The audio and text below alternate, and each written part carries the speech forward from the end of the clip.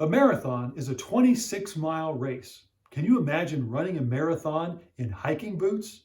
Or can you imagine running a marathon with a gallon of water in each hand?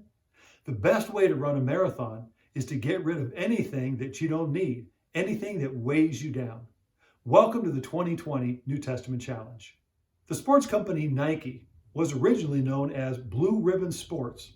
It was founded by University of Oregon coach Bill Bowerman. Now, Coach Bill made the first lightweight running shoe, and the tread that he used came from a waffle iron. But the belief was that the lighter you are, the farther and faster you can run. That truth is also echoed here in Hebrews chapter 12. In Hebrews chapter 12, verse 1, we read, "Therefore, since we are surrounded by such a great cloud of witnesses, let us throw off everything that hinders and the sin that so easily entangles, and let us run with perseverance the race marked out for us." Chapter 11 was God's Hall of Fame, those that walked by faith and they lived their lives by faith. We also know many that have gone before us that have lived their lives by faith.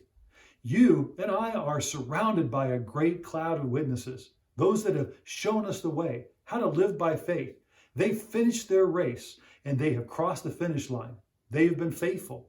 They are now cheering us on, encouraging us. Do not quit. You can do it. Don't give up. Persevere. Keep trusting. Keep walking and keep believing. And then we read, get rid of hindrances and sin that so easily entangles us. Now, sin is deadly. Sin is deceptive. And sin is determined. Satan uses sin in our life to rob us of every good thing that God has destined for us. Sin entangles us. Sin entraps us. And it keeps us from running the race marked out for us. If we want to be free from sin, if we want to be able to win the race that God has marked out for us, to be successful, there are three things that we need to do. Freedom comes in these three ways. First, we need to recognize, then we need to be responsible, and then we need to rely. Let me walk you through that for just a moment.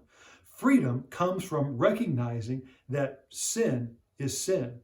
We need to know what it really is. Sin is not a mistake, it's not a bad habit, and it's not a weakness, but sin is disobedience to God. It's a choice that we make to do what we want as opposed to what God has in store for us. Freedom also comes from taking responsibility, not blaming others, but confessing our sin before God, saying, I agree with you, God, I am wrong and you are right. And freedom comes from relying upon God's grace and his word. God has given us everything that we need in Jesus and in his word to be successful. He's given us his Holy Spirit, but we simply need to listen to God and do what he says. God can release us from bondage, and he can set us free to win our race. Satan wants to keep us bound, but God has given us everything that we need to run. Therefore, since we have such a great cloud of witnesses cheering us on, let us throw off everything that hinders and that sin that so easily entangles and run the race that God has marked out for us. Let's run in faith.